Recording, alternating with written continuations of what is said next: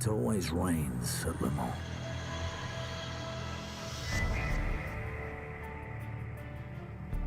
June 3rd, 2008. It is just past 8 a.m., 11 days before the most famous auto race in the world.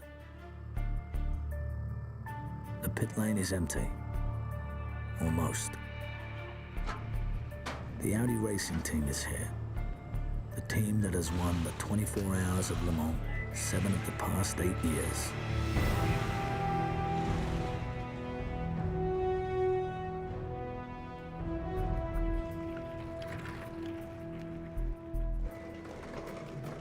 They trickle in slowly.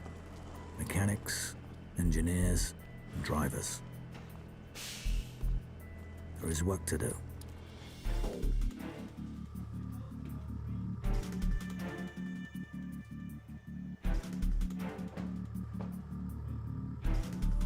We're going to do 5 pit stops.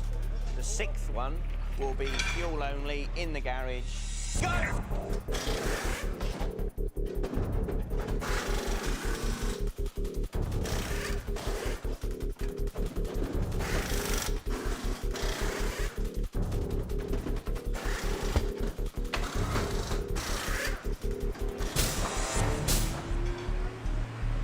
Tyre chain. All of them have been 10s, 10.3, 10.3, 10.3 again. Go! Go! Go!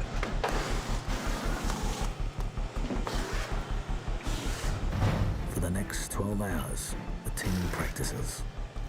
Driver changes, tire changes, pit stop after pit stop.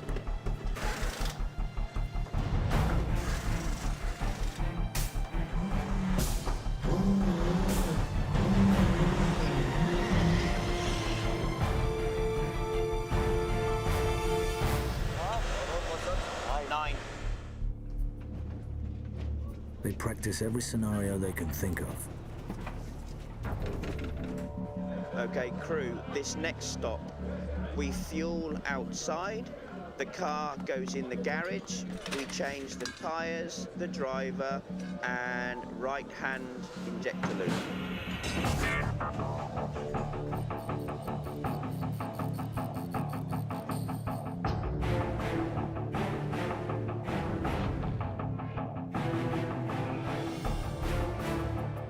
Other teams begin to arrive, but all eyes are on Audi, watching a racing dynasty prepare for its moment of truth.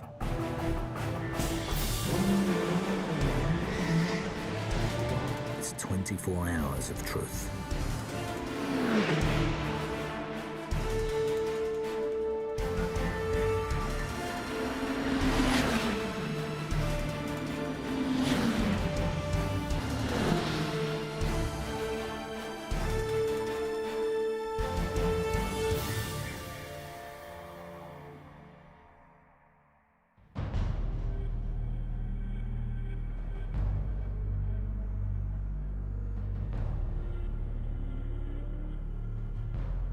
Paul Newman raced here and finished second. Steve McQueen made a movie about it. But the 24 Hours of Le Mans is not easy to capture because it's like nothing else. Everything is different here. It's something that you wouldn't be able to catch in your camera, I think. Le Mans 24 Hours is one of the legends. It's one of the 3 big races in the world of motorsport. You've got the Indy 500, which is very well known in North America, obviously, and around the world. You've got Monaco Formula 1 Grand Prix, and you've got the Le Mans 24 Hours. It began with a simple question. Who can drive the farthest in 24 hours? For nearly a century, it has been motorsport's ultimate challenge, pushing man and machine to their absolute limits.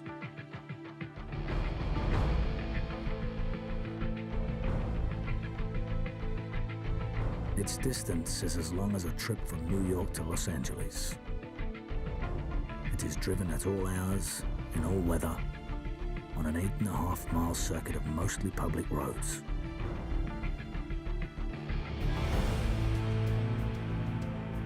Since 1923, the greatest drivers and car makers in the world have answered its call. They made their names in a race designed to test and push new technology.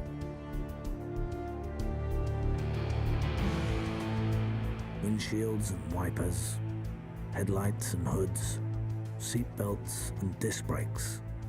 They all owe a debt to Le Mans. Racing is different here, in part because the cars are different. The cars don't all look the same. They don't have the same engine. They don't have the same, I suppose, attitude to the question of let's make a car go faster for 24 hours. There's plenty of room for people to express themselves in the designs of cars. Even the sound of the cars is different. When you hear a Corvette rumble by, you don't even have to look over the top of here, you know that's a Corvette. When you hear a Ferrari screaming past, same thing, you know that that's a Ferrari. Audi arrived in 1999 and debuted its R8 a year later. The R8 went on to win Le Mans 5 times in 6 years.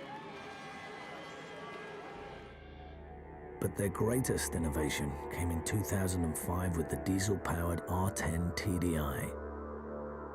No diesel had ever won Le Mans. Ulrich Baretsky was the man charged with building the new engine for Audi. This is the 3 years of my life.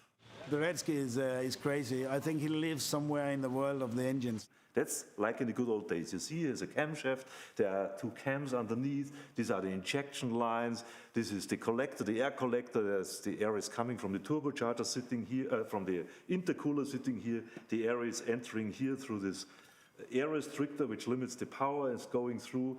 This turbocharger is driven by the exhaust gases with the energies coming out here. It's all very simple at the end of the day. The R10 was unlike anything ever seen or heard in racing.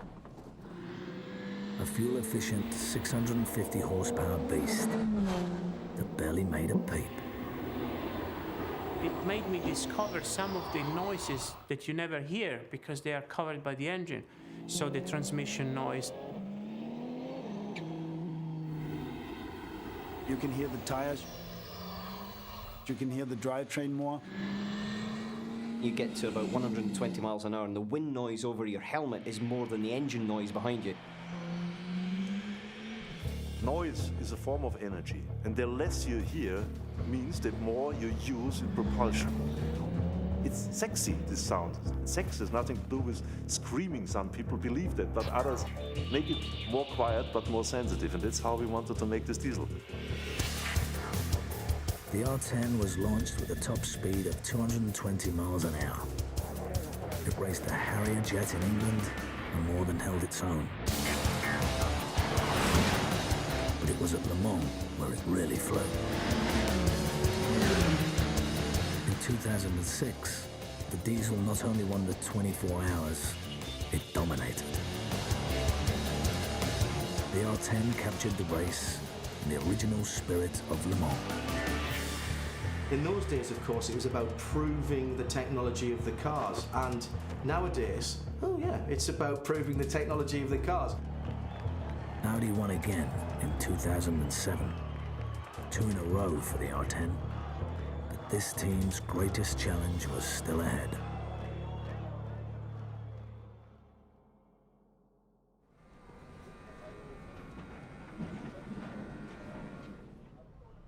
"2008 is the R10's 3rd season. In racing, that's a lifetime.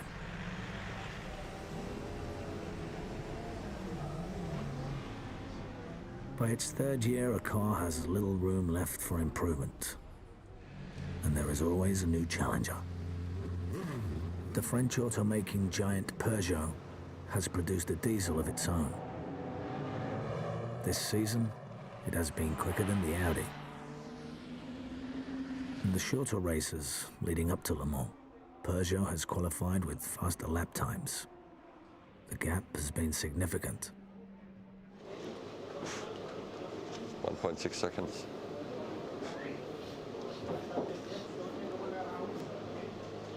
That's quite a lot.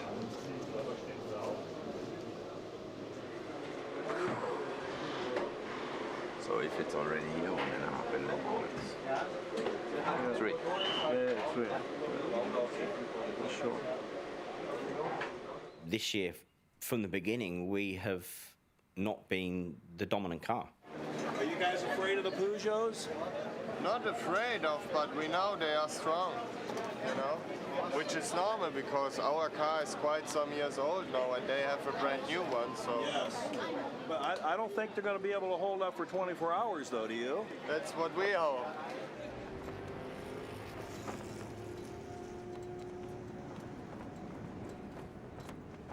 Sebring, Florida is a long way from France. But the 12 Hours of Sebring is the most important race in the run-up to Le Mans. Audi had won here 8 straight years. But in practice, the R10 struggled.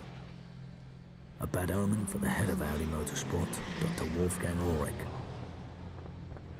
We destroyed, without having one race, in the last 10 days, 700,000 euros.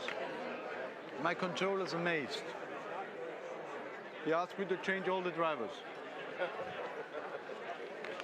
Dr. Ulrich, for whatever reason, he thinks we shoot 7/10 faster than the Porsches.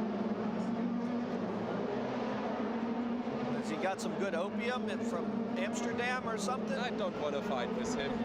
7/10 faster, let's try, huh? Okay, no problem. Fascinating storylines here at the 56, 12 Hours of Sebring. Big fight is on the front row and Sebring is underway.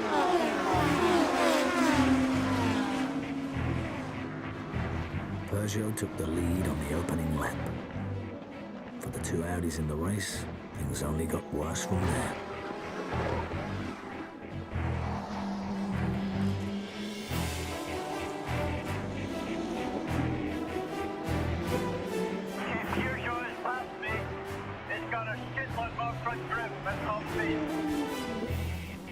The challenge from Peugeot was expected. The mechanical problems were not. There's no power! There's no power!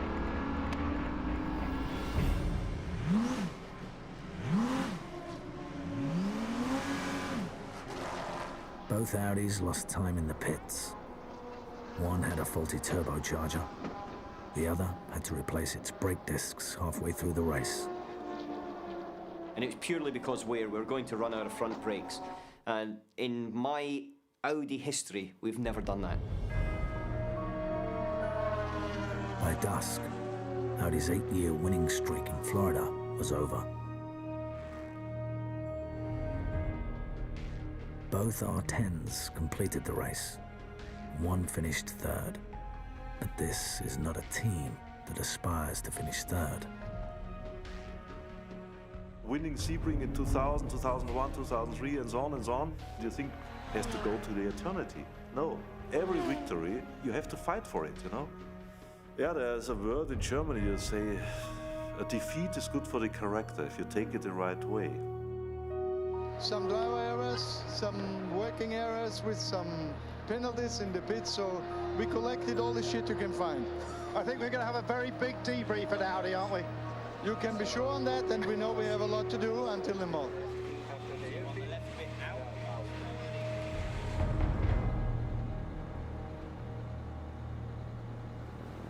I think there is no need to explain to you how important Le Mans this year for us is, because it will be the most difficult one.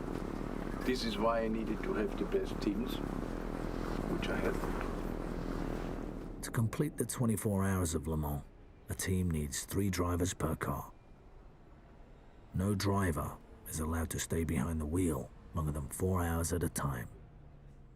It's not so easy with race drivers because they have to be a little bit selfish if they really want to be fast, but also they have to be a team player that is ready to share a car with 2 other guys. You know, we always say you never share 2 things, a woman or a car. So, and you share one of them. At Le Mans, Audi will field 3 cars using 9 drivers. It's a lineup of all-stars. The elder statesmen are Emanuele Pirro and Frank Biela. Along with their teammate Marco Werner, they are the two-time defending champions. But no driver has won the race more than Mr. Le Mans, Tom Kristensen. The Dane's record of 7 victories stands alone in the nearly century-long history of the race. When you can win once is already something special. When you can win 7 times, it's something difficult to explain. Because no one's going to do it again. No one is going to do it again. Jackie Ickx took 3 times as long in terms of years and appearances to do 6. And he is Mr. Le Mans, or at least was. 7 wins out of 9 appearances is quite remarkable. The streets of Le Mans read like his personal walk of fame. This little French square, they have put in these cool tires in bronze with the winning drivers of different years. To say which one or to pick which one, that's not really fair. You can't really choose between your children. It's something like that. 2001, there was 19 hours of rain. That feels the longest one. It feels like you were in the racing car for a week. 2005, for me personally, this is something incredible. This was my 7th victory, and obviously it means a lot to me. Kristensen has not won here since breaking the record in 2005. For the past 2 years, he has raced with Dindo Capello and Alan McNish. Le Mans has not been kind to McNish. The Scotsman has only won here once, in 1998 with Porsche. It is perhaps a sign of his fortunes here that his name is misspelled on the only plaque that bears his name in the center of town. If you look at his results at Le Mans, it does not really fit together with what I thought that could have been done. But there has always been something unpredictable happening. I personally do not believe in luck.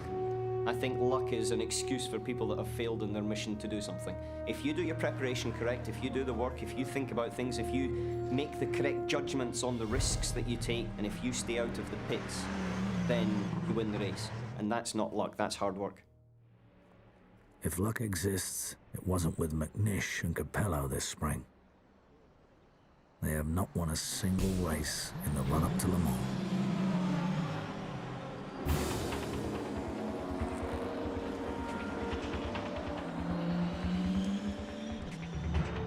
In another battle with Peugeot, in Monza, Italy, they were lucky to lose only a race.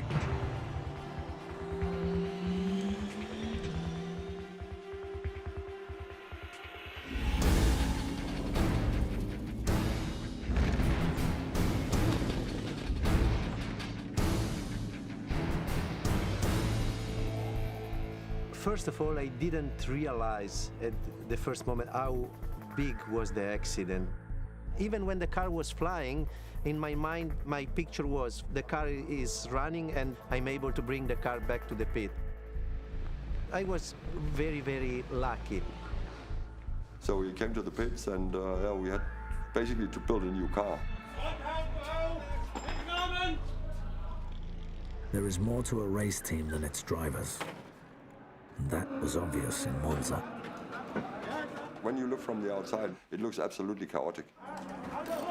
The car goes into the garage and then all of a sudden it's a red cloud of guys hanging over it.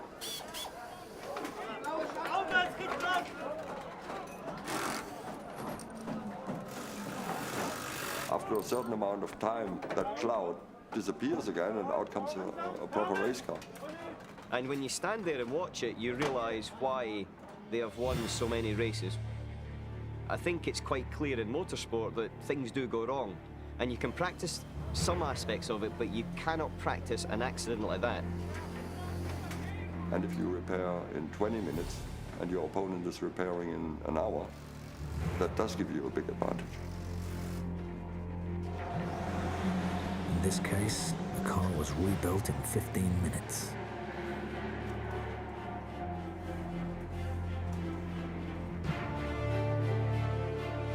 Later in the race, Alan McNish narrowly missed real trouble.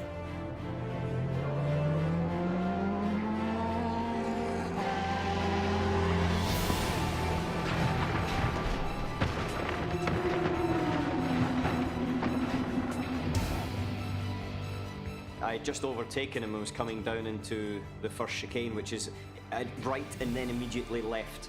Just as I started to turn left, I could see out of the corner of my eye there was a lot of dust flying up in the air. Don't think I've seen such a violent accident in 25 years of racing. And I had to thread my way through the debris. Up until then, I had just assumed he had this accident sort of evolving in front of me. But when I looked at it the next day, I realised that there was a big dark shadow of a car that flew literally just over the top behind the car and was within a few inches of taking, you know, our car out as well. Gave me a bit of a chill down the spine and a reminder that motor racing is still dangerous. Remarkably, the other driver only suffered a few broken toes. For McNish, emerging unharmed was the only bit of good fortune in a tough spring. But for another Audi team, Monza was a coming-out party. I followed the Peugeot, and they don't use the curb a lot in the second chicane, or it was at least the car who was in front of me. Yeah. Because the second chicane, they are too high. The curbs. If you really hit them, our car... I think you have two. Alexander Premont and Mike Rockenfeller are Audi's two youngest drivers. In Italy, they were also the best hope for victory against Peugeot.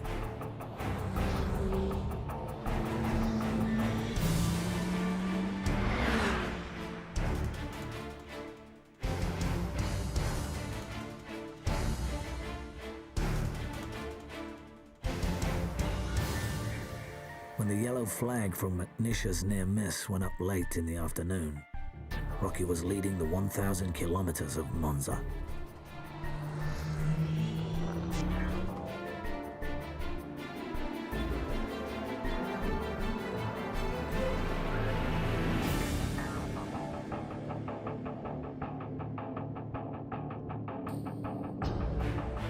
Peugeot number 8 made its move, but could not survive the tight first corner. The car went out of bounds and would have to return to the pit for a penalty.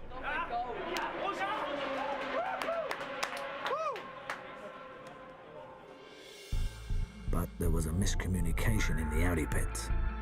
Rocky had the race won, but he continued to battle. So he kept on fighting, and yeah, he tried to overtake Rocky again. Rocky defended the inside line.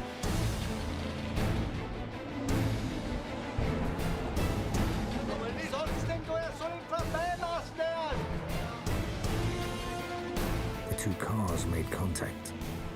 Only Rocky's was damaged. A puncture to the left front tire. With just minutes left in the race, Peugeot had beaten Audi again.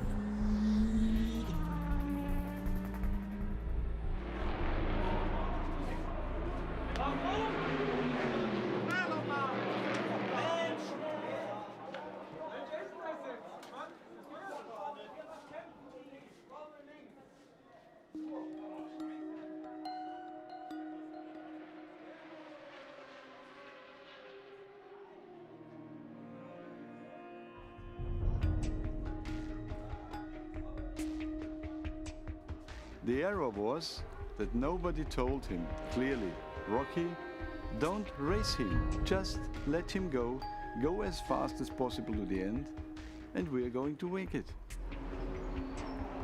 Sometimes 2 words more could help, sometimes 2 words more are too much. Racing. You can think about it and try to make it better. It will happen anyway, somehow, again.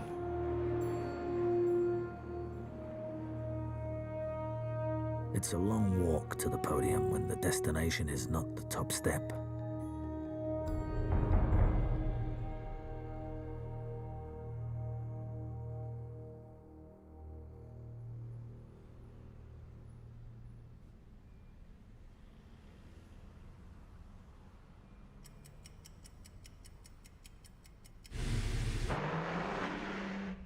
Le Mans, the Circuit de la Sarthe.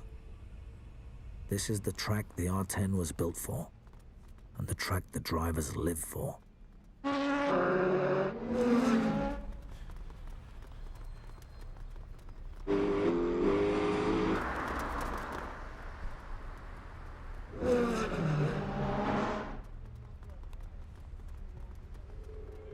It is 8.46 miles of seduction, with a little bit of everything. High-speed sweepers, tight curves or chicanes, and long straights to reward the fastest cars, if the drivers are brave enough to keep their foot on it. That's where we dive into the first chicane. That's the tightest of the two. It really takes a lot of energy having to break down from top speed. In the old days, they just kept going. And now we go to the most beautiful part of the track. You accelerate out of a notch. Nice grass, nice trees. You romanticize a little bit about the circuit in this area. Just look, isn't it beautiful? The way we come, the energy, what you take through there, it's quite amazing. That's the thing when you're at Le Mans. When the car goes by you in the pit and the time pops, the next time you see it, it's been almost 9 miles, right? It's been 9 miles across the French countryside in 3 minutes 35. And I mean, I love that. The race begins at 3 p.m. Saturday and ends at 3 p.m. Sunday. And everyone has a favorite moment. The first time I came here in 1997, I knew Le Mans, but I didn't appreciate Le Mans. And I stood at the end of the pit lane, and at 7 o'clock for the start of qualifying, 45 cars driving out to the pit lane, all that, power just driving off onto that historic circuit with the old grandstands in the background, and just that whole history and emotion and the thoughts and memories of the Steve McQueen film came flooding back into me. And now, if I'm not driving at that moment, I will always go to the end of the pit lane and stand and watch it, and I get the same chill down my spine as I did that first time.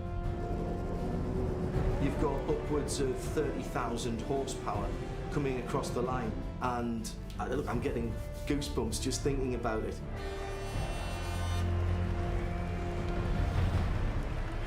It's also a very special moment when I go normally up in the grandstands on the 7th floor and have a look around and see the sun coming up. It's a very quiet moment, no spectators around. You hear just the cars running. The roaring of the engines, or non-roaring if the diesel is coming. It's a fantastic view. But really the end of the race. This is 24 hours, and when the guys come across the line, it doesn't matter whether you're first or last. This is the place where champagne was first sprayed in celebration. Tradition well worth the 24-hour wait. It's an endurance for everyone, and come 3 o'clock on Sunday, there's going to be an outpouring of emotion, not just by the competitors, but by the spectators and everyone around the race who, it's that shared experience thing. Everyone's tired, everyone gets a little emotional, but God, we've got through it. I think there's one thing I would definitely rather do, and only one thing I would definitely rather do, than 3 o'clock on Saturday afternoon be starting the race out here, Le Mans 24 Hours in 2008 with our group. And that's at 3 o'clock on Sunday afternoon, crossing the line in first position, and then standing on the podium at 3:05, celebrating, spraying some champagne, and realising that we've achieved something that is just immense in the worldwide scheme of things.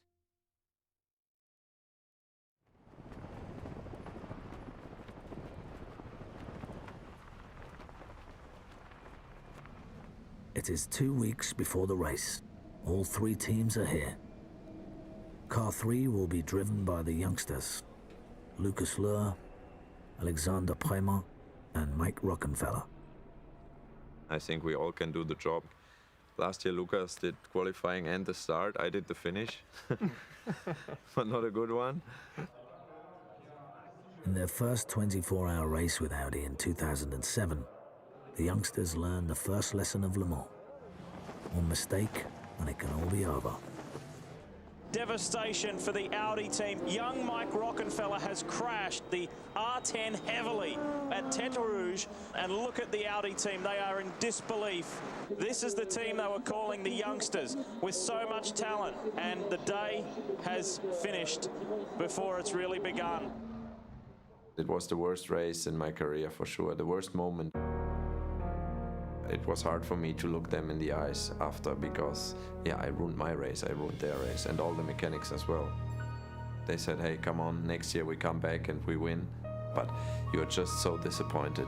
It doesn't mean anything to me what they said, really, because I was just thinking I'm such an idiot. I think what happened last year is incredibly hard on any young driver. Any young driver wants to impress more than anything. In many teams, what happened to Rocky last year would have been the last thing he did with the team. That's why it's something special to me to come this year again. I think we all want to show that if you are young, you can do good in Le Mans. And also, of course, we want to beat the old guys. The old guys who won it the last 2 years are back. Emanuele Pirro and Frank Biela will again team with Marco Werner in Car 1. Likely for the last time.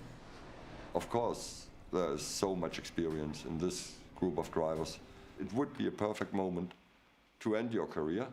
On the other hand, you could say, it's working so well, why should we stop?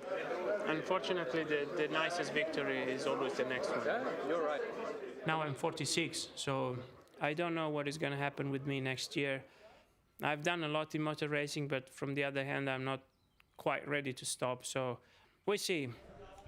No driver has worn the 4 rings longer than Frank Biela, and this may be his final Le Mans. I'm 18 years with Audi now. I don't know, I mean, we do have, of course, a lot of younger drivers, so they want to have their chance.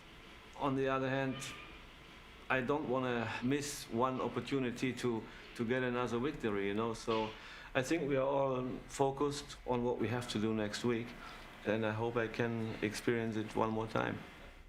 In Car 2, Dindo Capello and Alan McNish will join Mr. Le Mans, Tom Christensen, just as soon as they can find him. Tom, don't know where he is. I've looked around. Have you seen Tom? Huh? I haven't seen Tom at all. I have no idea. Where's Tom? If anybody's seen Tom Christensen, can they send him over here? You were there? Yeah, but you went there. You have been there. You saw I was there. I thought you had Emanuele. Looks similar. Fucking hell, that's an insult, isn't it? You could say each car crew we're a small family, and you could even say, the drivers, it's almost like a marriage for them. Just a question. The seat is a little wet. Did you have a seat? It was already wet when I got there. This is test day. It is the first time every car from every team can get on the circuit and experiment with setups for the race. So we're just going to lower the car. You're obviously going to have more overall downforce, so let me know about touching, and then we'll go to the next configuration. Car setup is crucial, a balance between speed, handling, and fuel efficiency. But for a single lap, there is no matching the speed of Peugeot. As feared, they are 3 seconds a lap faster on the 8.5-mile circuit. The Lions, for sure, they are fucking quick, I would say. That Peugeot came by you like it stood still. From all the races leading up to there, we knew where our performance stood against Peugeot. Compared to Peugeot in acceleration, initial acceleration, we lose a lot. Copy that. Get used to it. But at the test day, when it rained, this kind of, showed up alarm bells to us.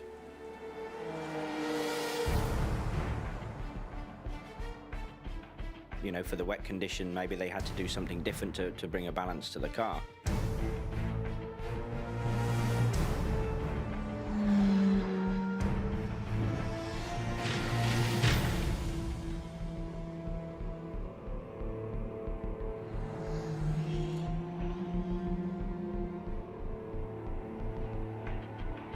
Red flag, red flag. Il ouvre de 49 net. Marco, did you see why we had a red? Somebody lost the Peugeot in the Porsche corners. There's a bump and I lost the car a little bit, but I managed this, but the guy behind me not.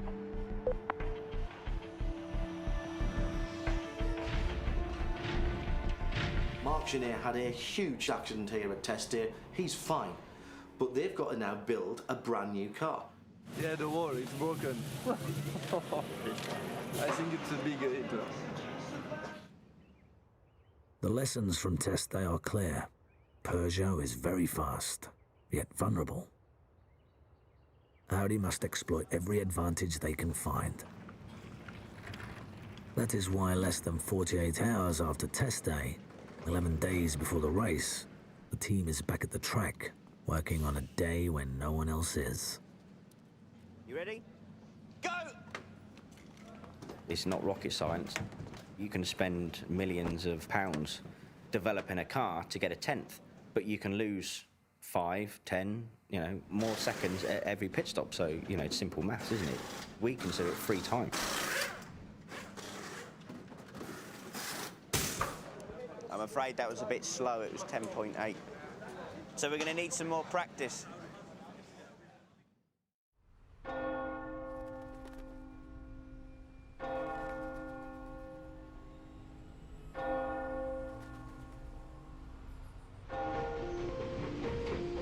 For 51 weeks a year, Le Mans is a quiet town. Then, on the second week of June, it becomes a different place entirely. The city of 150,000 nearly triples as people from all over converge for one of the world's greatest sporting events. A legion of technicians prepares 8,000 tyres for the race. We won't use all 8,000, but we have to be prepared for any eventuality, whether it's rain, cold, heat. In the changing conditions at Le Mans, choosing the right tyre can be the difference between victory and defeat. This tire here is a slick tire. It's used for dry running. The middle tire here is what we call an intermediate. It's used when the track is damp, but not really wet. This is a tire that's designed for running in heavy rain, but it will not last very long once the track dries out. The public roads that make up over half the track are closed. Race week has begun.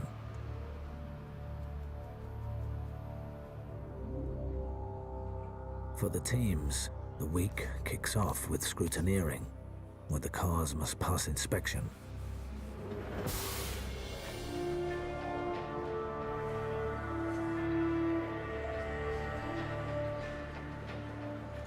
Scrutineering is like a boxing weigh-in. Before the cars tip the scales, before the brake lights are tested, an entrance is made.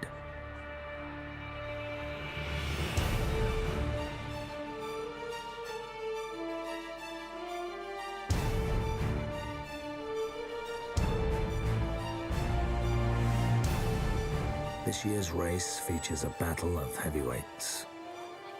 The defending champions versus the talented upstart. Our car is seriously fast. It has a lot of downforce, of course, a lot of torque and power from the engine. So the pressure is on because we have the fastest machine. When you go to the toughest race of them all, there's pressure on everyone. But I would say I see this race here as a race we can win, and somebody else maybe down the pit lane, a race they can lose. Probably a Peugeot will win the race. I just hope that if a Peugeot wins, it's ours. I think we have to be realistic about it. They are faster than us right now. We've got a lot of strengths in the teamwork and everything else. But the fact is, they're French, they're on home ground, they've got a very quick car, and they're pushing like mad to get a victory. The three Peugeots qualify first, second, and third. Audi, fourth, fifth, and seventh. Peugeot have got a set of 9 drivers. 8 of them have got Formula 1 experience. Unfortunately, they are not all experienced at endurance racing. Patience is a key to winning at Le Mans. The place where it's a bit difficult to overtake sometimes is braking for the first chicane. You overtake them on the outside. No, that I don't do. That I never try. Because it's dirty, you're on the outside, I never try. And I want to try. Jacques Villeneuve will be driving in the number 7 Peugeot. At Le Mans, he has the rare chance to complete racing's Triple Crown. He has already won the Formula 1 Championship and Indy 500. sometimes. No, but outside of Porsche, it's easy this year to overtake. Believe me, we're gonna win the race we take less risks. Smile, please. Sure. Please smile. Thank you. Thank you. Villeneuve and his teammates know the Circuit de la Sarthe, but not like the Audi drivers, who know it off the top of their heads. You know, this is our backyard. It's ingrained into me.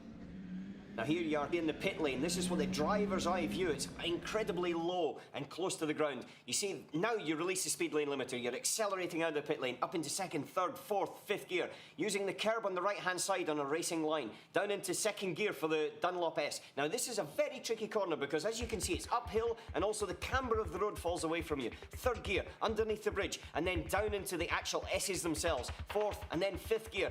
Braking hard here, the car always wants to keep turning right, but you need to make it turn left. You need to get in there, the car understeers, you brake fourth gear, and then accelerating towards Tête Rouge. Very, very critical corner. Very, very fast entry now. And you've got to make sure that 140 mile an hour, 145 mile an hour exit is critical for your straight line speed at the end of the straight. Now you're on the first part of the Mulsanne. Now you've taken top gear. Now you can relax. Now you can look at the steering wheel. Make sure all of the data is correct. Make sure there's no alarms. Speak to your engineer if you have to. Get some response before steeling yourself, before coming up to the braking point for this first chicane. Braking hard just after the 200 metre board, down into third gear. Now you've been doing 220 miles per hour. You come into this corner and you're actually only doing about 100 in the mid corner. You accelerate hard, again trying to get the maximum exit. Let the car run free, fourth and then fifth gear, coming down towards the second chicane. Another point, just to be very careful. Crossing the crown of the road, you have to do it at a certain point, otherwise the car grounds out. If you do that for 24 hours, you'll damage the bottom of it. Here the braking point is tricky in the night because it's just in between two zones. Down into third, the car always understeers here. You never get the front in, you never feel comfortable, but you have to do it precisely and correctly every time. Now we're coming up to the hump. Now this used to be a big jump over where the car would go like, now it's a little bit easier on you. Into the Mulsanne corner. Very difficult corner because suddenly you lose all feeling of efficiency. You're coming from 200 miles an hour down into about 55, 60 miles per hour, and you don't have the sensation of the grip underneath you. Before you accelerate out third, fourth, fifth gear, going through the small kinks down towards Indianapolis. One of my favourite sections on the whole circuit. That is what you see at night. That sun coming into your eyes, going from the contrast of not being able to see into the darkness of the trees. Down into third gear for this left-hander. Now you've came through the previous one at 170 miles per hour. You're trying to stop the car into the left, and then suddenly you come to Arnage. One of the hardest corners on this track because it is so slow, because your brain is going so fast all the other points, and then suddenly you've got to go at 50 miles per hour. Suddenly you've got to be delicate and get a clean exit before accelerating down towards the Porsche curves. Now these are real men's corners. They're very, very fast. In at 200 miles per hour, down a gear, quickly in towards the apex on the right-hand side, flat out on fourth gear, up into fifth. Now we're doing about 180 miles per hour. The road looks very narrow, the Armco barrier's very close, keeping in towards that right-hand white line. Don't touch the grass, you'll be off. Into fifth gear, through the chicane. Now you've only got two corners to go, the Ford chicane, and this is a very difficult one. You can gain everything or you can lose everything just by braking too late here. Down to third gear, run the curb on the left, run the curb on the right. Try to keep over to the right to get a good clean exit out of the last one. Hit the curb on the left, hit the curb on the right. Wide open throttle in third gear. Fourth, fifth, over the line. That's 3 minutes 23 and over 8.5 miles done.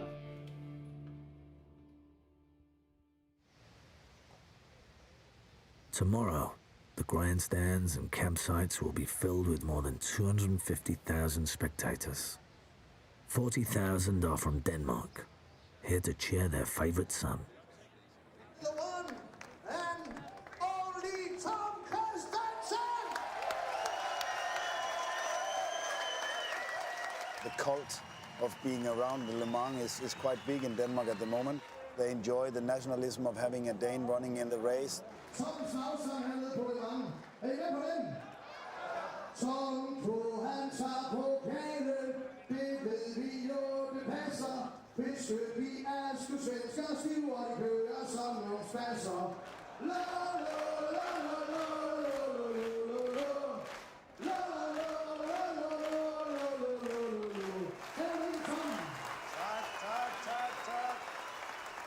Så mange danskere, det er helt fantastisk, og det varmer virkelig, og det er vi jo.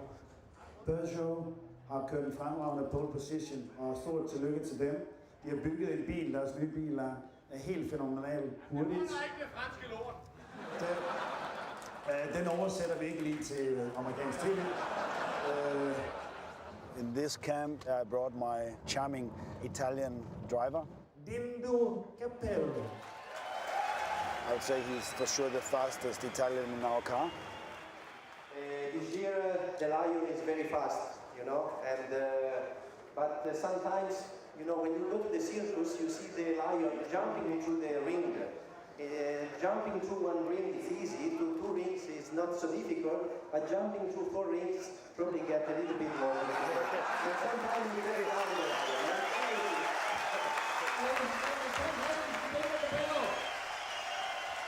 Time for support.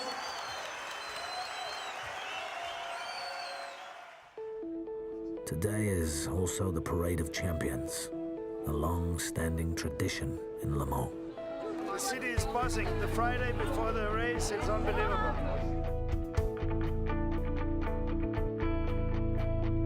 It's a reminder that despite the roar of the engines, the 24 hours is a mostly human endeavor.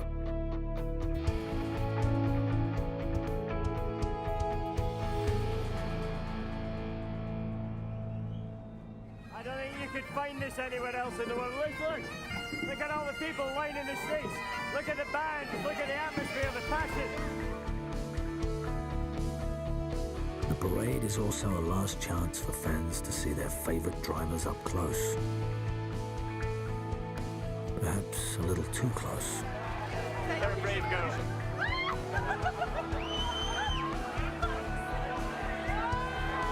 Congratulations to your parents, they did a good job.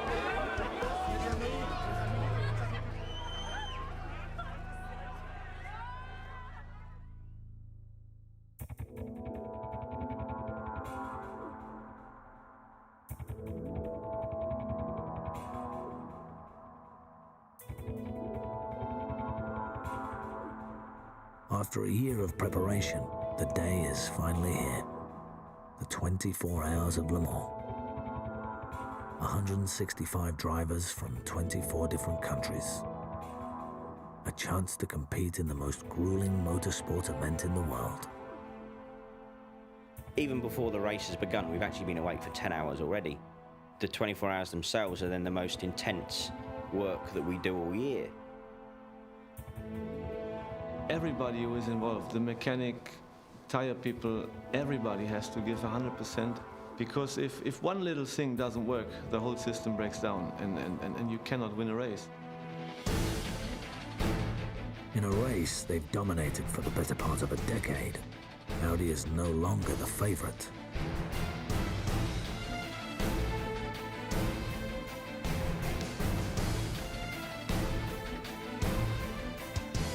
Alan McNish told me the 24-hour race at Le Mans this year is Peugeot's to lose, not ours to win.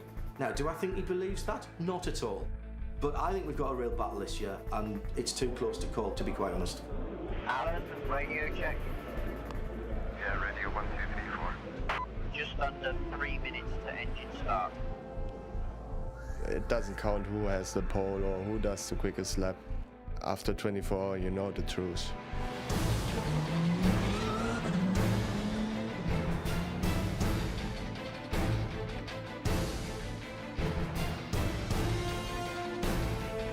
It's cruel, it's long, and I can tell you every lap you do out there, every lap, you have to live in exactly at the point now and be alert. That's the whole name of the game. Believing in luck? No, certainly not. I believe in good preparation and in self-confidence. This is why we're here.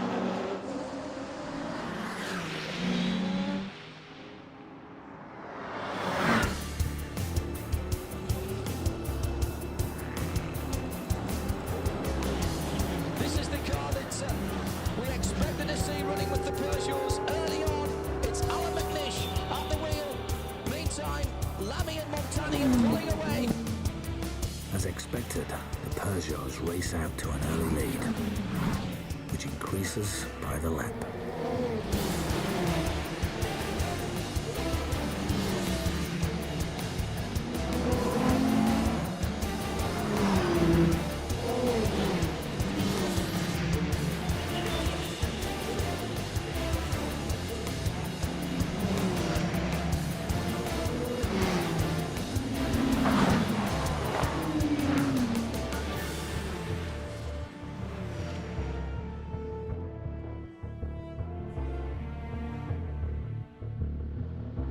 While McNish has now dropped to be 10 seconds behind after 3 laps, which is near as Whatnot is 3.5 seconds a lap. So the Audis are going to have to find this 3.5 seconds a lap from somewhere.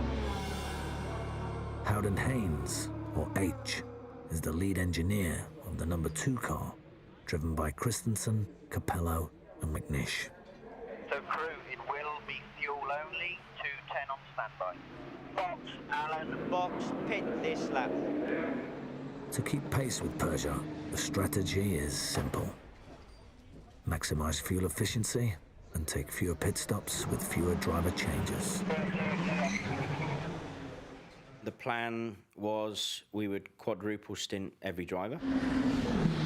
Actually, I don't think anybody else did. Peugeot certainly didn't, and that was a big surprise for me. You know, we know, and they obviously know, that they lose a lot of time changing driver, so why take the guy out after 2 hours? Alan, are you okay for another 2? Yeah. That was the reason why Alan was in the beginning. We had to be aggressive, and we had to show them that, you know, we weren't just going to sit there and take it. McNish is staying in the car. This is a quadruple stint for McNish. He's been in the car for 2 hours. One stint is about 45 minutes. 4 stints is nearly the length of the Indy 500. Alan drove extraordinarily well right off the bat, and we could see that his pace was, you know, was quite good with the other cars, and actually better against the Peugeot than we expected. Looking at the pit board on 20 seconds or 18 seconds behind Samsung, is that correct? 18 seconds behind Manassian, 27 in front of Lure. We had reason to believe that our car was more reliable than their car. So, from the beginning, the harder we could push them, the harder we make them run, then the closer they could be to having problems with their car. The strategy begins to pay off. The 2 leading Peugeots must pit due to faulty headlights. The number 8 and the number 9 have no operating right-hand side light. Peugeot number 8 has bigger issues. The car's going to go in the garage, Yeah, it is. That's right. Oh, Garage. The car's going to go in the garage. I don't know why, but round it goes and back it goes. So, drama for Peugeot number 8. And this is disastrous for Peugeot. This is not good. For information, Alan, the 8th car has just gone in the garage. There is a problem with the transmission. The race's early leader will spend the next 20 minutes in the garage. McNish has gone through into the lead, Bob. Well, that's something. Le Mans is beginning to claim its victims. But the R10s are running strong.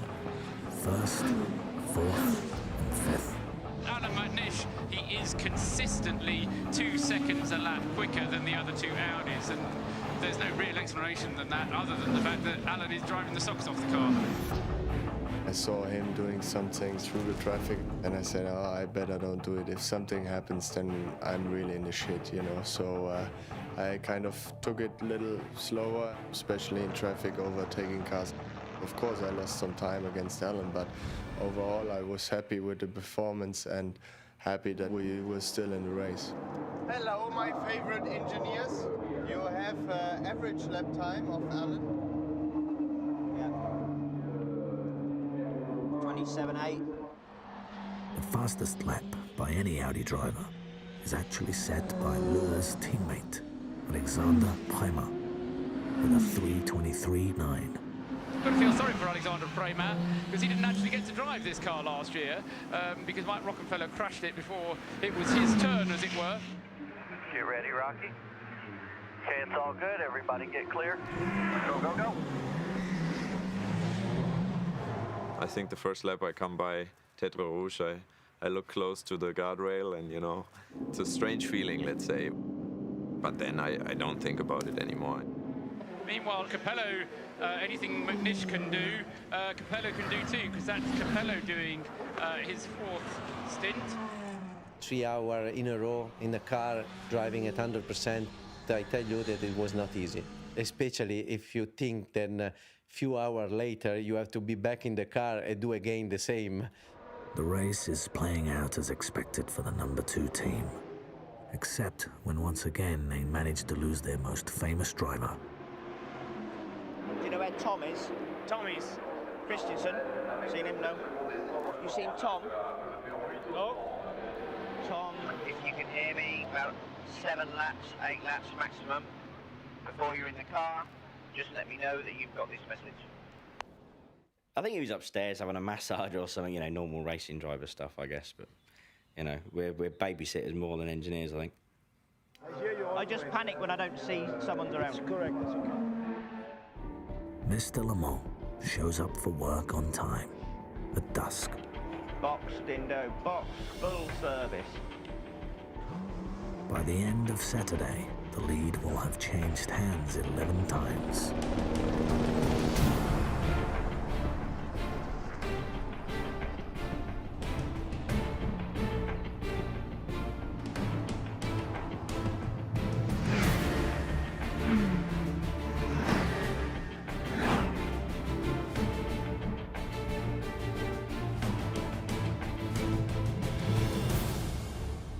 Machine of 100 and so people.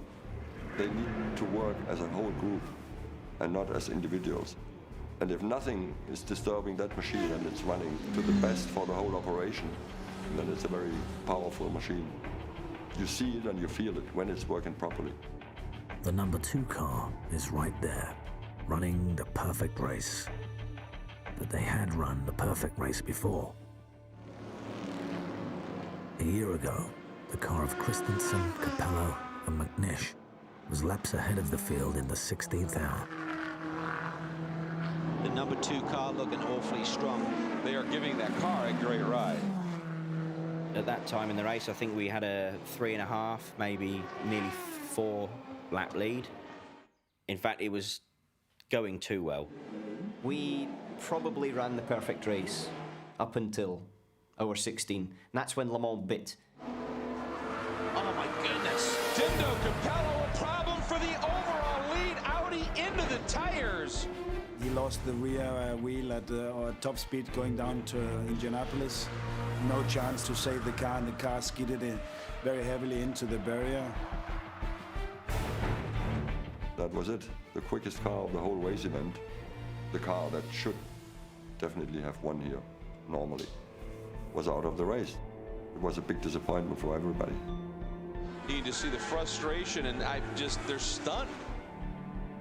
Nobody knows, but at one stage, I could not stop crying after we lost the wheel. The emotion for me was so strong because we really deserved that victory. It's the same feeling like you were dancing with the most beautiful girl the whole evening. Everything goes according to plan, and even the small tricks you put in on the dance floor, it seems to work.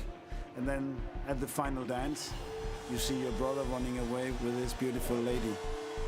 Even if you do 20 races in Le Mans, you can be sure the next one will not be the same as one of the 20s you have done.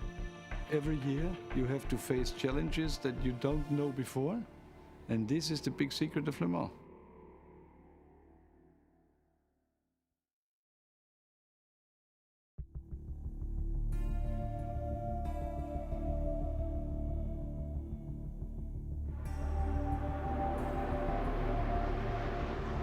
Midnight at Le Mans.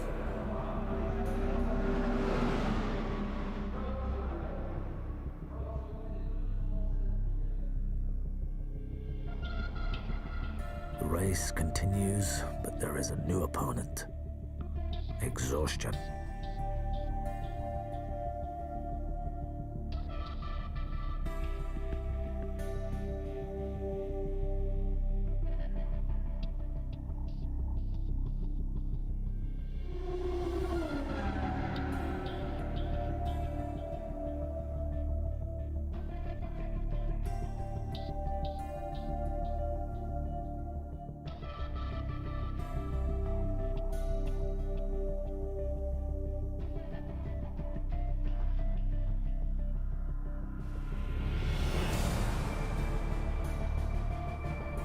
number 7 Peugeot has pulled ahead.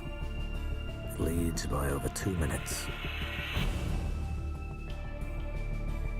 The race is not halfway over, and danger lurks around every corner.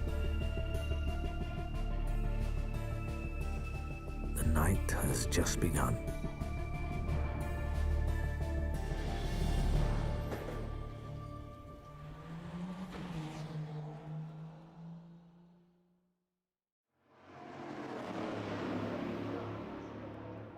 Nearly everyone finds time to steal a little sleep.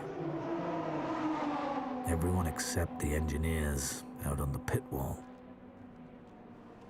You know, you're almost forgotten about sat out there. You know, you're expected to be there for the whole race, and the whole thing, it becomes a blur, to be honest. Fucking tired. The biggest thing is trying to stay awake. You're looking at the live telemetry, which in itself is just completely mesmerising. You know, you're just looking at the same lines going over for 24 hours, you know.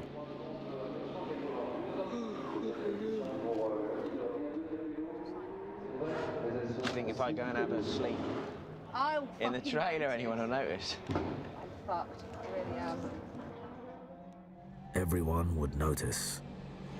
The engineers are the only line of communication to the drivers.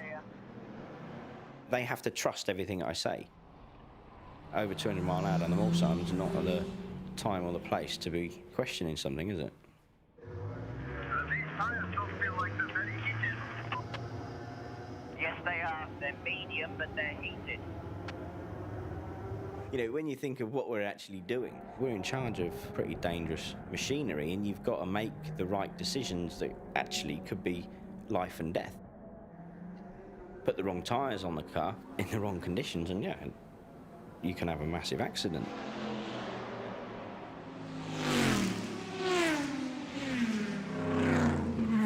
Far ahead of the pack, the diesels cut a quiet path through the night.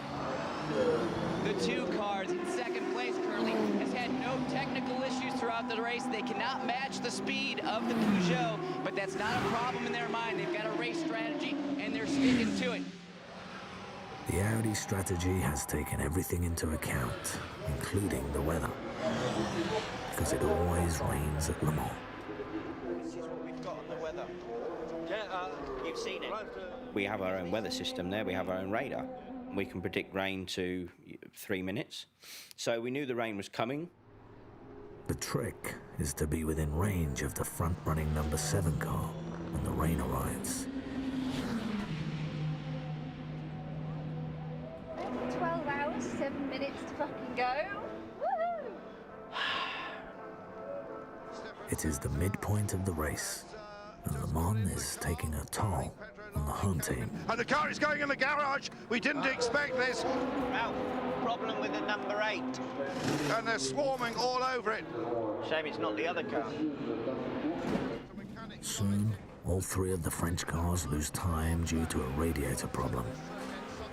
Even race leader Jacques Villeneuve in car 7. There it goes, and it goes back into the garage. Dindo, for your information, when you next get to Mulsanne corner and Porsche curve, there could be some very, very light drizzle. Audi's moment has arrived. We knew it'd be a big advantage, and we were ready for it. Simple as that.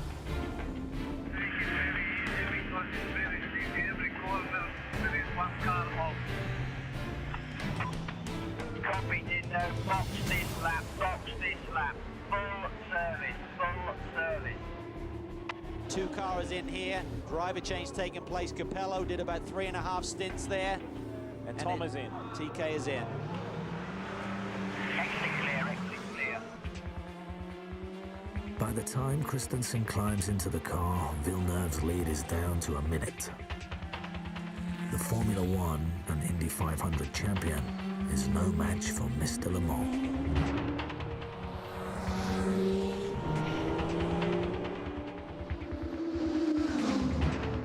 It's still going to be the same weather for the next 40 minutes, at least.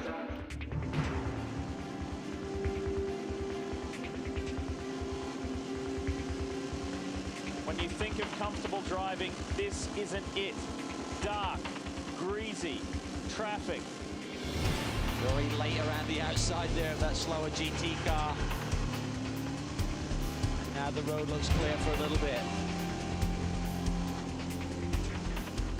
You look up in the monitor and the pitch black and the big raindrops are coming down and you see them going, 310, 315, 320. It's pitch black. And you just get, it's amazing. It's an amazing thing. At night, when you are on the right tires, you get into the rhythm. You really feel like you are one with the car. The very fast corners, you don't see the apex of the corner before you're actually there. So you drive really a lot on your determination, you drive a lot on your confidence. And at night, when you are fast, there's nothing better.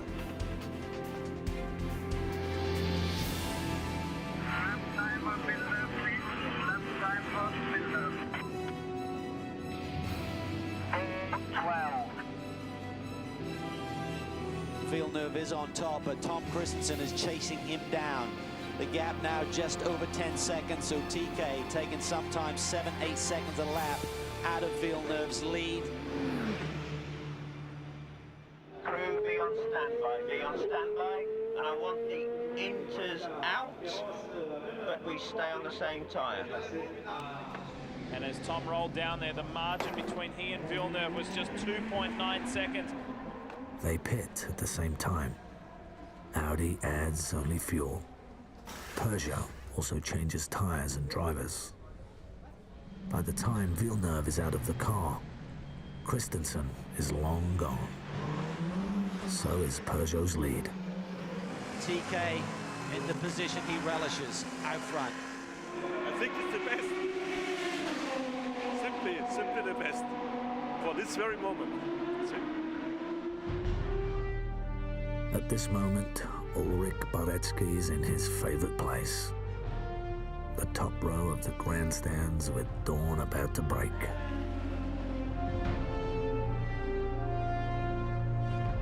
The man behind the engine of the R10 is pleased with what he sees. At the beginning of a hopefully very nice day. The Peugeots are a little bit in trouble now because they went for full speed and full risk, and now in the rain it's a little bit very, very dangerous for them. The lead increases with the morning light. Tom, lap times are good. Keep looking after those rear tyres. Christensen is not the only one thriving. 1 year after the worst race of his life, Mike Rockenfeller has moved into third place in the 3 car. And as the number 3, it's what we call the young Audi, the youth brigade here. Rocky, the lap times are perfect. You're basically winning, Tom. Tom, are you good for another 1 or 2? I'd like you to stay in the car. Keep tire change. Also change driver. It's a good time now. Okay, Alan, get ready. It felt like I was in the car for a week. It was mentally very hard, and to come out on top, this was incredibly good. And you have to think Dr. Ulrich just grins when he sees a Christensen get out and a McNish get in. Yeah. McNish, underway, perfect stop down here, and that's what you expect from this Audi team. Good pit stop, guys. Well done. Good job.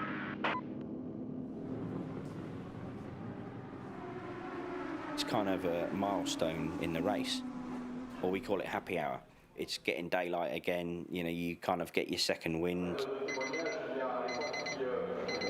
Like having a good wake-up call. It's psychological because a lot of cars have already gone out by then.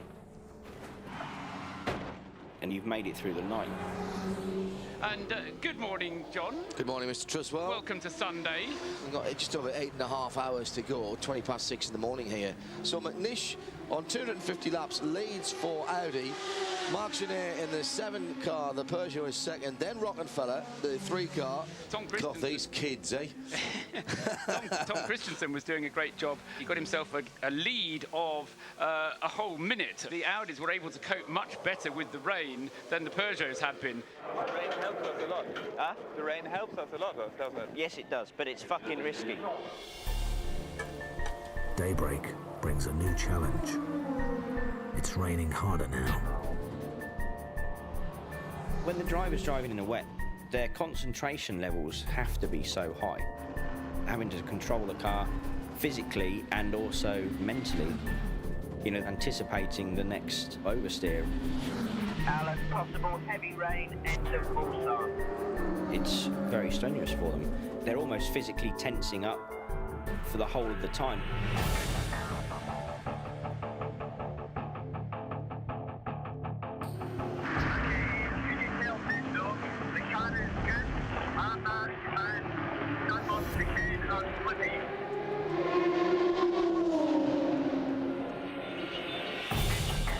Audi presses its advantage.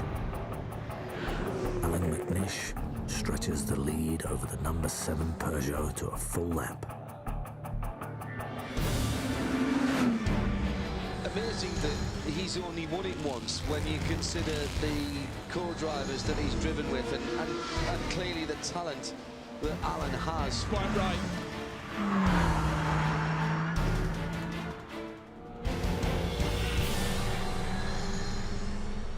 As the rain begins to slow, tyre choice becomes a concern for everyone, including Audi's most experienced driver, Frank Biela. What tires do we have on? Full wet, Frank, full red. Same tires as last time. The tires are so cold and slippery.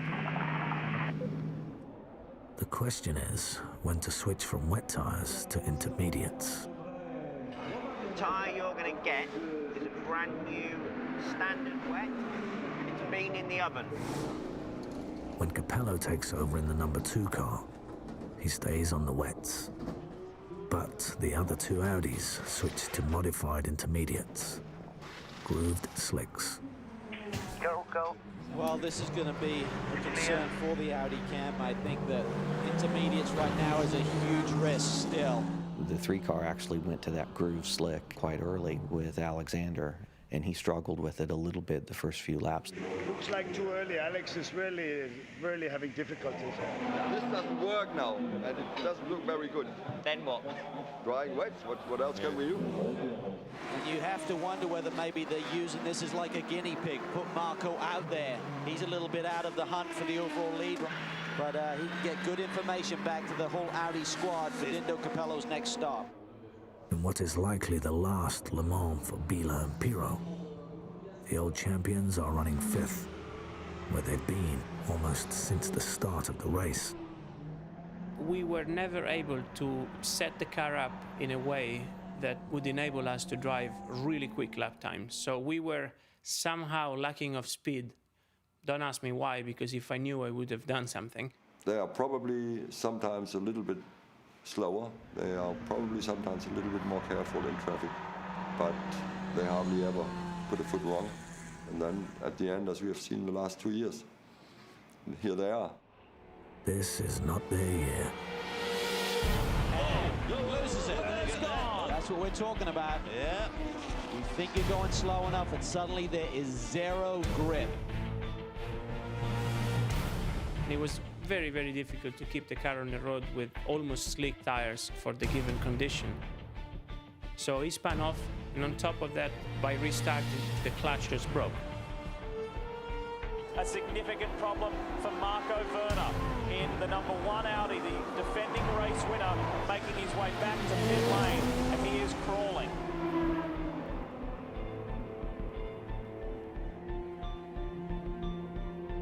I was rather sad because it was the last race Frank and I would drive together. With Frank, we shared a lot of incredible moments, a lot of incredible success, and you know, it's the last race. It would have been really nice to end up with a major result. It is declutched. They are fixing it. They're working like mad, but I'm afraid that is going to take it right out of the reckoning. After 30 minutes in the garage, the number 1 car is back in the race, but out of the running.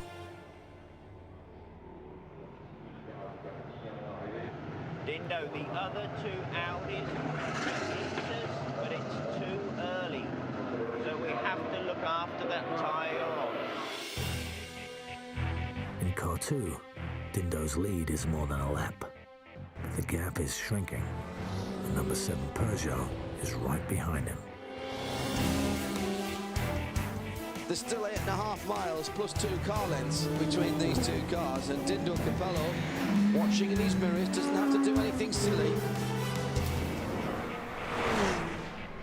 Remember at the end of the Monza race, Mike Rockefeller could have let the Peugeot go and felt he had to fight, and it cost him the race ultimately. I just don't see Dindo making that kind of mistake. Dindo, remember, he is a lap down. He is a lap down. Here he comes. Side by side in the inside run. Oh, Capello pushes wide out onto the damp area. That is Dr. Ulrich. He realized that his main competition is now back on the same lap. Nail-biting stuff with 4 hours to go. These are the conditions that Peugeot want. They want to see this track dry out. And it's really only the pit straight that is still damp. And Dindo will dive across to the right and look for a bit of spray. Tommy Boy gets into the next stop. This has been the perfect race, the one they needed to run till this point. Can they complete the task? The strategy was really easy on the paper. No driver mistake, no pit stop mistake, no mechanic mistake, no engineer mistake. It's so easy to write all these things, but it's almost impossible to make it happen.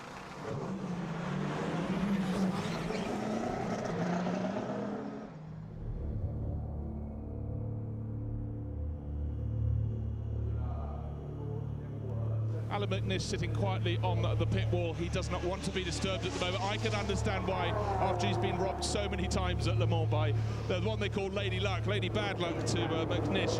He is just keeping himself to himself. She absolutely is the nastiest thing you can imagine.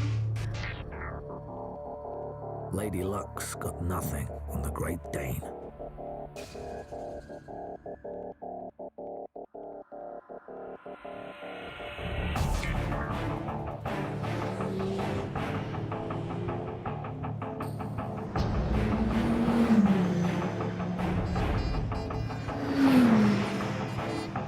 An hour goes by, another perfect stint, another perfect pit stop.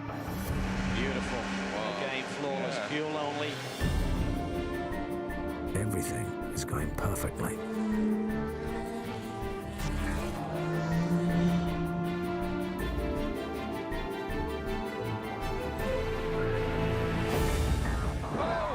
Christensen and the number 2 Barazzi Epsilon getting together.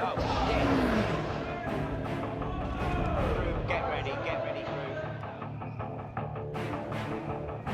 We didn't talk, but you could really see immediately it was written back to 2007. Tom, radio check, is everything okay?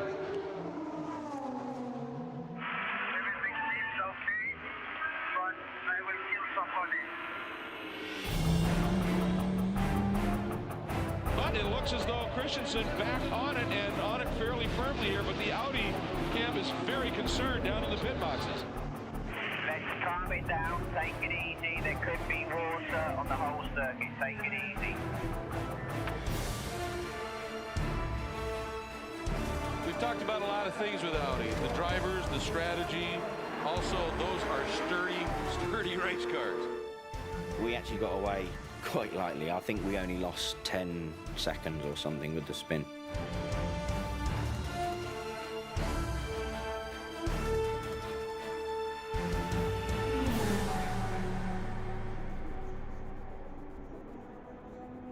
Tom, 1 3/4 hours remain. Are you okay to the end? I am okay to the end, no problem. Their sister car is not so lucky. Throughout the morning, the 3 car has been in a battle for 3rd place. We began to have some issues, and we actually had to change the oil in the car, and that was when it got backed into the garage. So Lucas Luhr sits in the car to take over on the next stint if and when the 3 gets back out on track. The young gun's dream of a podium finish dies in the garage. They will finish in 4th place.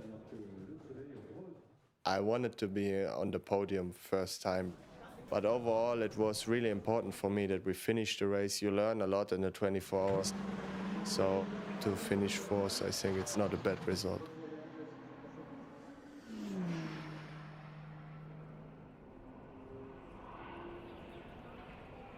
The crowd ebbs and flows, mainly around the start and finish. To be here on the front straight is simply amazing at either end of this motor race. Tell you what, the skies are looking pretty. Look at those skies there. It looks very grey, and everyone's on slicks at the moment. Boy, oh boy, if it's a big enough, sudden enough downpour and they're on slicks, that could be very unpleasant. Oh, we got some rain coming. There is 1 hour left in the race, but it is far from over.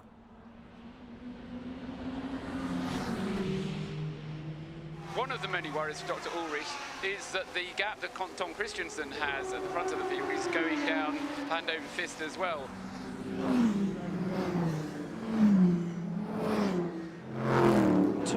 Less than 2 minutes separating first to second.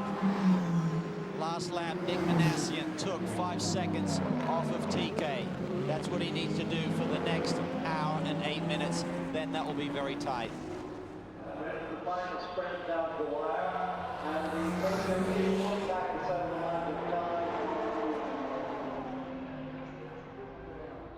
Tom, we already have some drizzle on pit straight. Some drizzle on pit straight.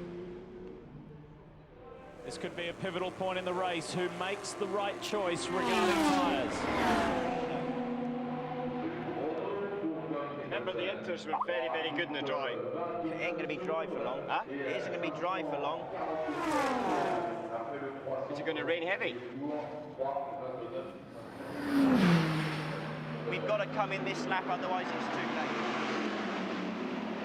It's just if it's Inters or it's wet. Get him in for intermediates. We have to do something anyway. We need a splash anyway. Yeah, yeah. They are hot, yeah? Hot. Box this lap, Tom. Box this lap for intermediates. Second completely dry. Except in straight and Dunlop. Everywhere else, completely dry. Tom, be steady when you come up here. It's raining and it's gonna get heavier. It's dry everywhere except at you. Everywhere else is completely dry. Tom, it's not. It's pissing it down here. The engineer wins the argument. The tyres are changed. At the other end of pit lane, Peugeot makes a different decision. The 7 car stays on dry slicks. They bring the Inters out and then take them back. That could be the deciding moment in this motor race. Either way. Those are decisions that are going to win it or lose it. And it's the last minute ones that are the worst. I would like to know what Peugeot car number 7 has done. Tom, let's not worry about them. I want you to get through this rain on the tyres that you have on your car.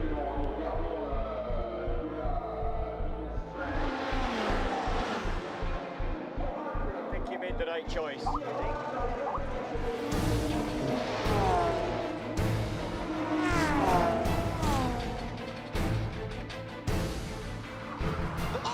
Off has gone on the Peugeot. Off has gone the 7 Peugeot. That's Manassian. That's what the decision to stay on slicks has caused. These tires are perfect.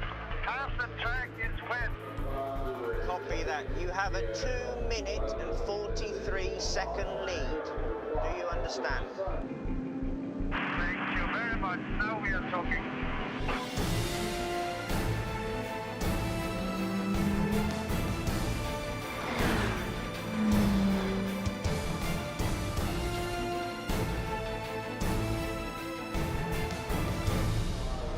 You maybe want to tell them that sometime. Yeah, How many minutes is left of the race? Tom, 39 minutes, 39. After more than 23 hours, Peugeot is finally broken.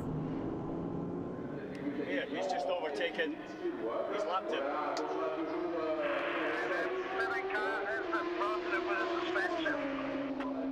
Copy that, just saw. Nicolas Manassian has a flat tyre, has a deflating tyre. He's just gone through Tete Rouge. Look at how he's fighting the car.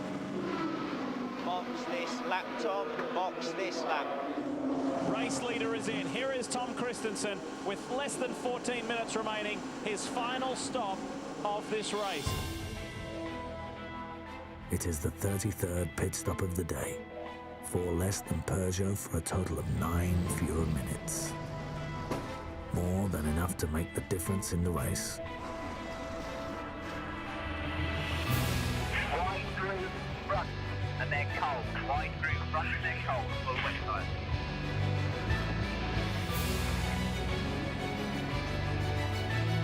Tom, the number 7 is still in the pit.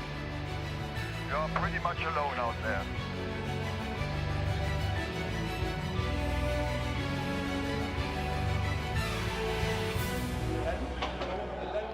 Take it very easy on the tires. Drive home like grandma. Sorry? Drive home like grandma. Yeah. Once this era is over, we will remember this for decades to come. The domination of Audi. Spoke to Ralph Jutner about when you celebrate a victory here at Le Mans. When do you start thinking about next year? He said tomorrow. It takes 12 months of planning to win this race. Tom, it is now exactly 4 minutes left. In the last lap, you really understand you made it, what we have done as a team, what we have done for this victory. Alan McNish has been waiting 10 years to get his second Le Mans victory. Look at the crowd, look at the fans. Alan McNish, Dindo Capello poised to celebrate with their good friend and long-time teammate Tom Christensen. 30 seconds.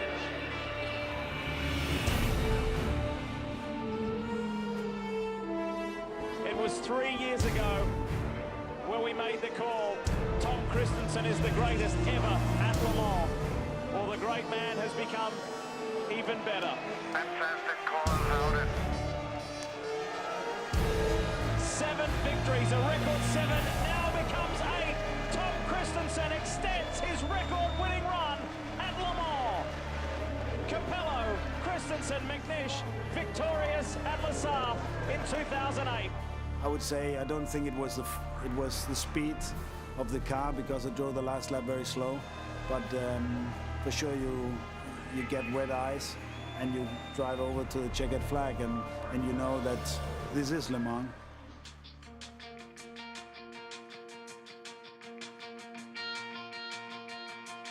It has to be the best win for Audi. You know, we were the underdog.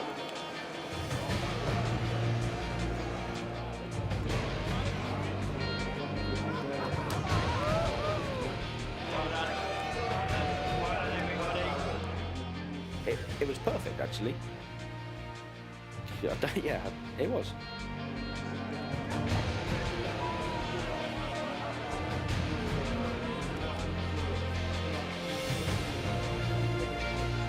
For Audi and 8 for Tom Christensen, 3 for Dindo Capello, and I am delighted to say 2 for Alan McNish.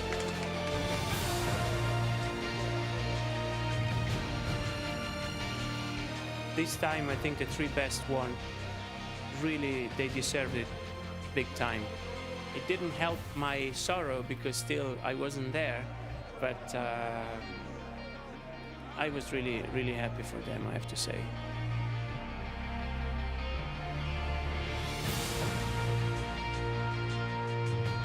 I will remember this race as a race where the people beat the machines. What we call always this Audi family, this time makes really make the difference. Who would ever thought you'd see Wolfgang Ullrich looking as choked up and emotional as that? The spirit in the garage amongst the three cars, like no other that I've experienced, was that any of us in the garage would have been happy for one of the cars to win. I've never really felt it quite as strong as it was there. It was very much the human element that won the race.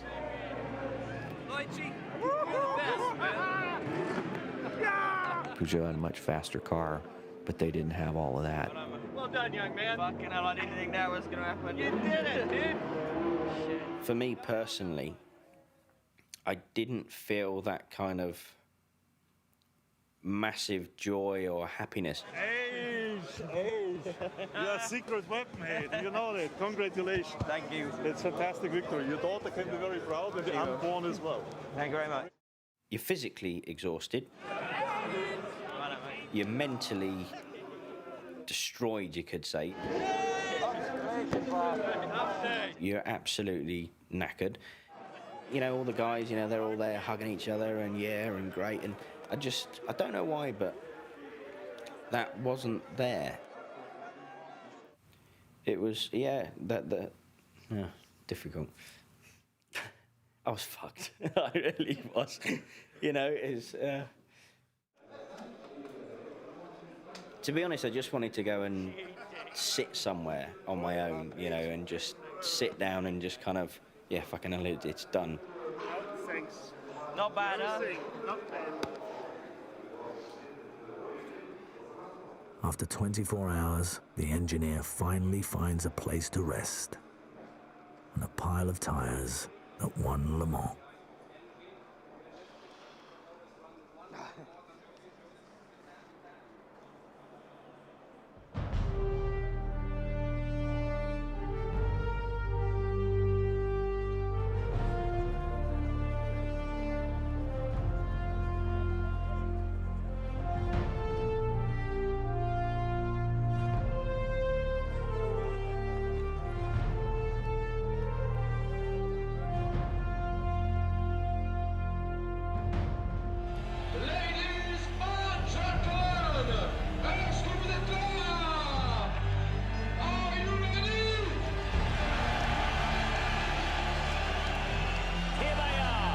Victorious trio, Dindo Capello, Alan McNish, 10 years in the waiting for his second win, and the greatest of all time here at Le Mans, Tom Christensen.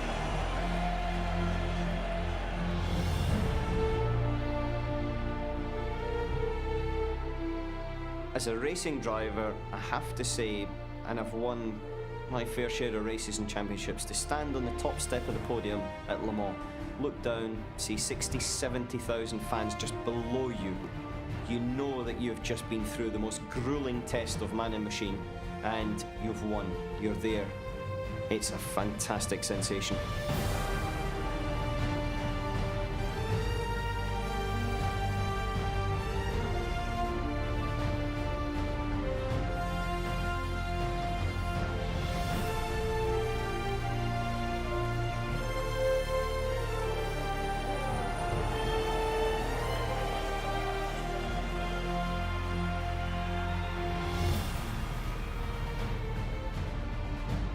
The reality is victory, it's winning.